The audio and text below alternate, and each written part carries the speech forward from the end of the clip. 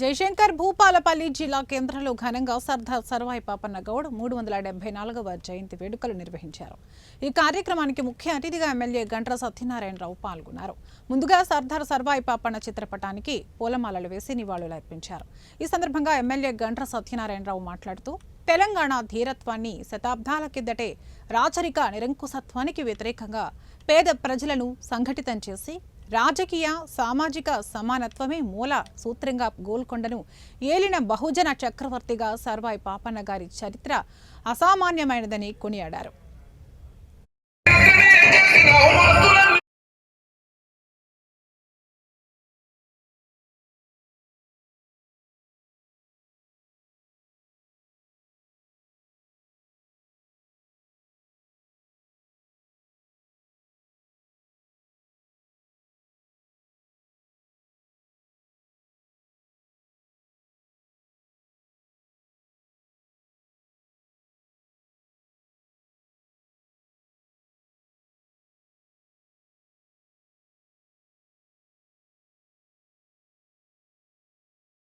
నిర్వహించడం జరుగుతూ ఉంది.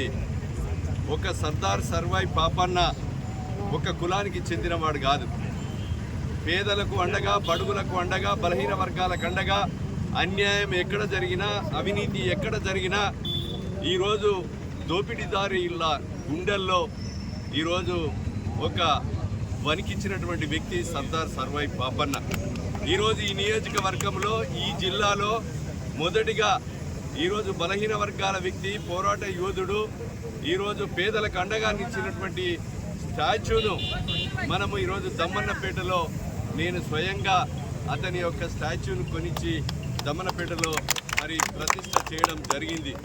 అన్ని మండల కేంద్రాల్లో, మేజర్ గ్రామ పంచాయతీల్లో సర్దార్ సర్వాయి పాపన్న మరి యొక్క స్టాచ్యూను ప్రతిష్ట చేసుకొని వారి ఆశయాలను, వారి సిద్ధాంతాలను, వారి యొక్క మరి ఆశయాలను ప్రజల్లోకి తీసుకెళ్లి రాష్ట్ర ప్రభుత్వాలు, కేంద్ర ప్రభుత్వం